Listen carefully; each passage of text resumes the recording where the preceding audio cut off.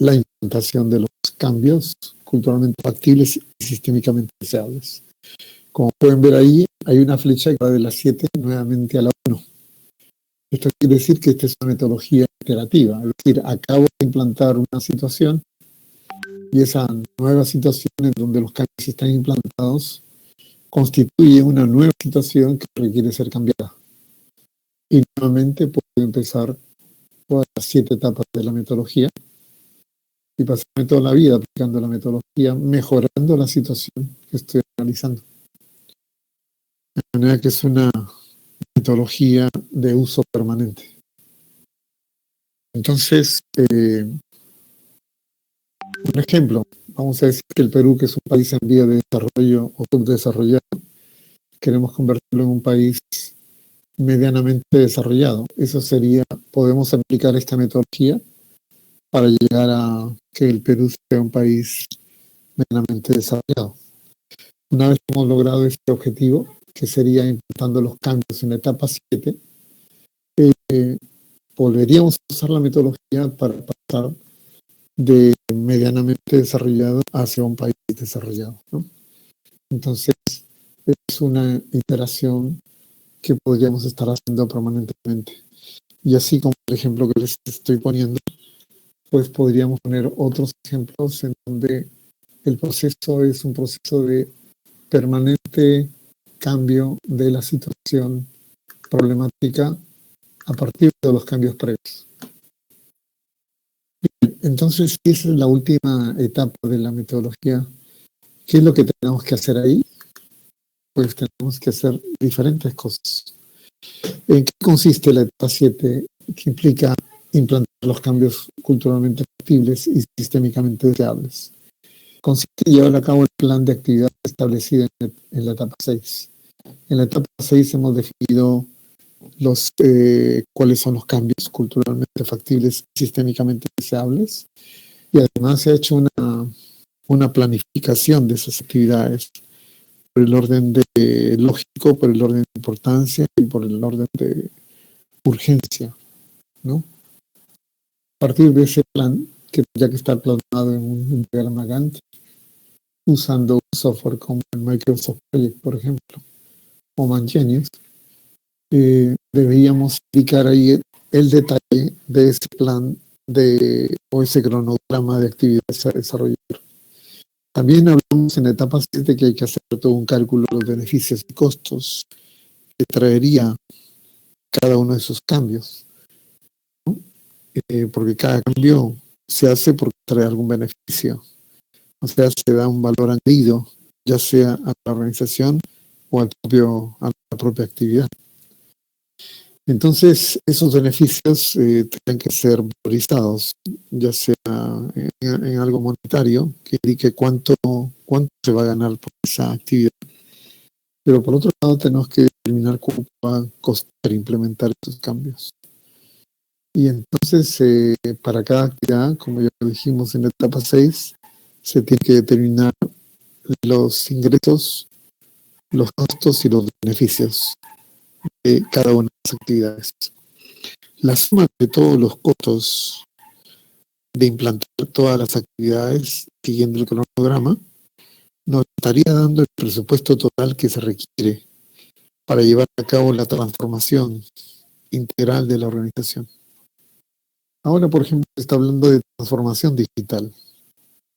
Transformación digital es una de las transformaciones que puede tener la organización, y tranquilamente podemos usar la Soft System Methodology para implementar una transformación digital.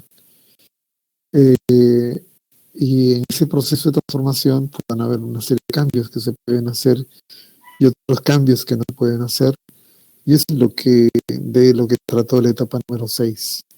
En la etapa número 7, entonces, lo que ya teniendo en cuenta y teniendo claro los cambios y cuál es la secuencia que se van a seguir en su implantación, tenemos que tener esa planificación de implantación de cambios, y como dice ahí, para poder llevar a cabo estas actividades del plan, es necesario que se defina un plan de acción, ¿no? ¿Y qué implica definir un plan de acción? Pues determinar quiénes van a ser los responsables, qué actividades van a desarrollar, cuáles son eh, sus potestades para poder llevar a cabo los cambios, ¿no? Porque todo eso implica tener el poder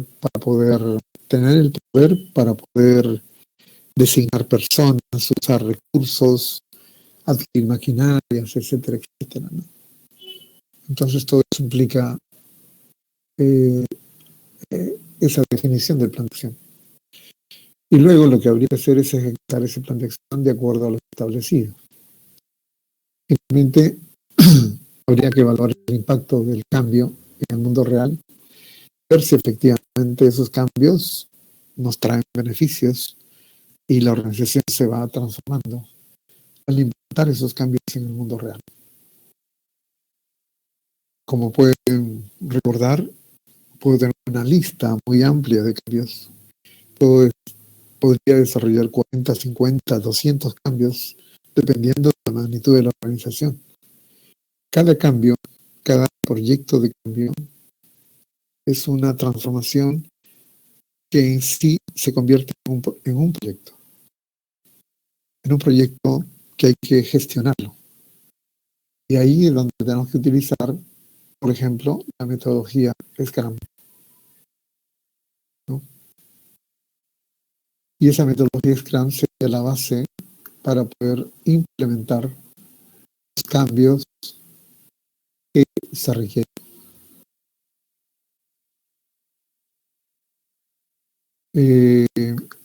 A ver.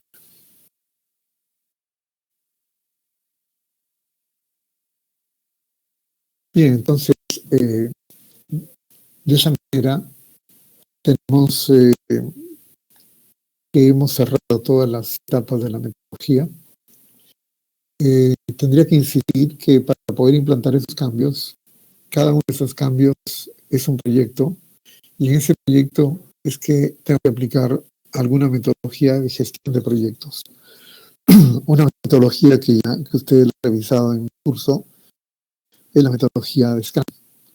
Entonces ahí hay que aplicar sprints, hay que aplicar los diferentes métodos que se tienen que aplicar semana por semana para desarrollar esos sprints y para poder avanzar en el desarrollo e implantación de esos cambios de acuerdo al cronograma que he establecido y obviamente tomando en cuenta los recursos que se requieren, las tecnologías que se requieren, las capacidades y conocimientos que los miembros del equipo del proyecto se requieren y conformar los roles también del proyecto, ¿no? O sea, el product owner, el dueño, el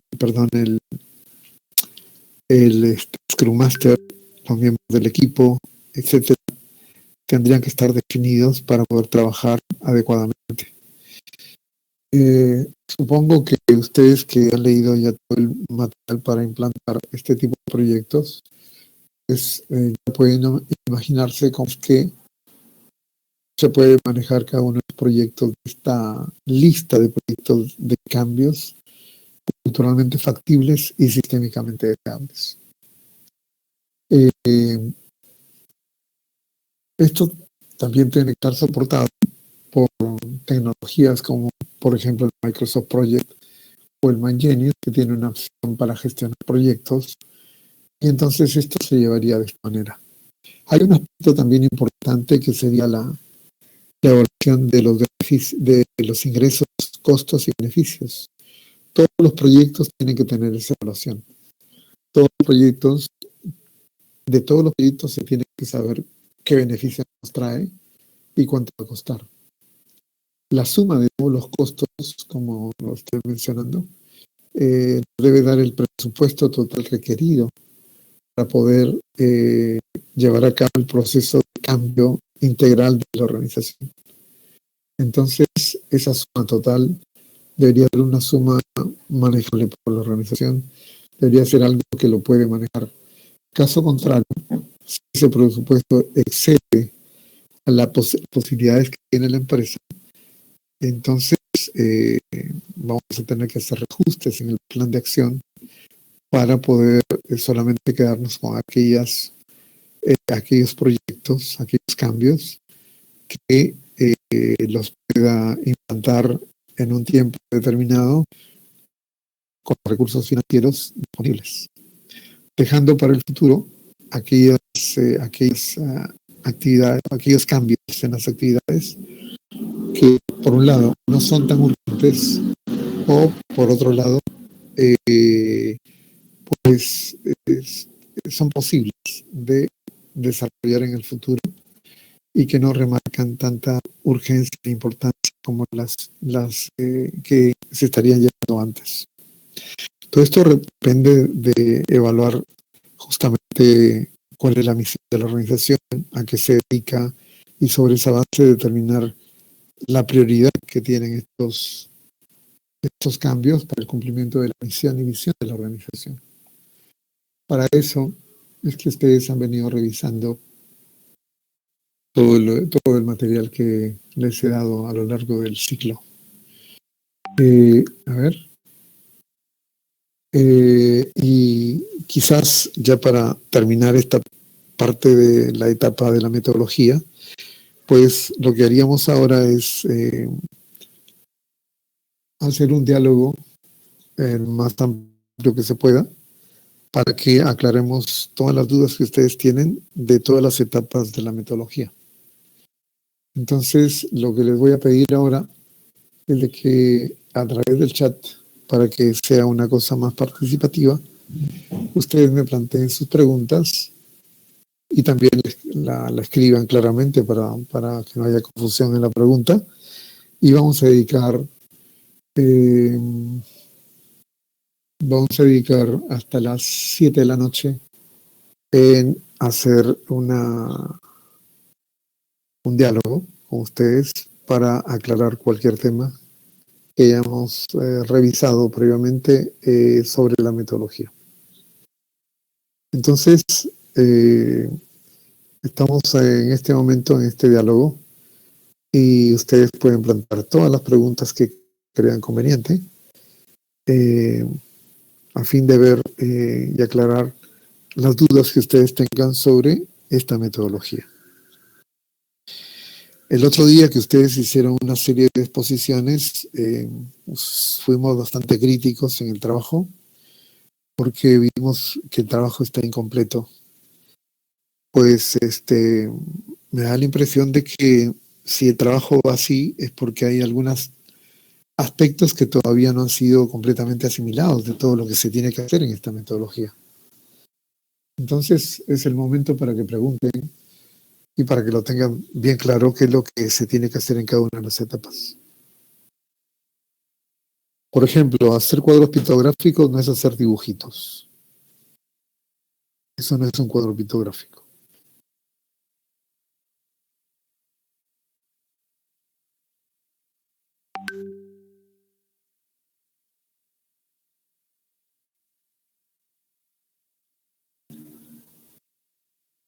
Adelante, señores, entonces. Hacemos una conversación hasta las 7 de la noche. Y bueno, y si se pone más interesante, de repente extendemos el diálogo.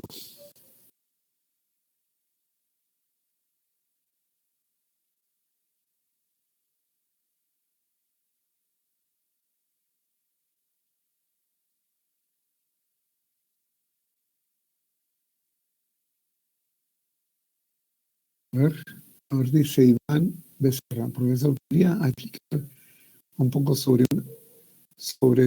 cómo se hace el análisis metodológico? Bueno, pero tienes información ahí en la sesión, ¿no? El análisis morfológico, además tiene la bibliografía. El análisis morfológico lo que te sirve es para hacer el análisis de escenarios. El análisis de escenarios, a ver, déjenme poner acá un poco de pizarra. A propósito de esa pregunta, acabo de también subirles en la sección número 10 el software para hacer el Abaco Vernier, que es lo que también tienen que explicar en el caso. El Abaco René, en ese software se le llama Color Insight, pero es lo mismo. Y lo tienen para esta sesión 10. También tienen que aplicar eso en el cuadro pictográfico. Voy a tratar de subir la pizarra para que explique ese tema.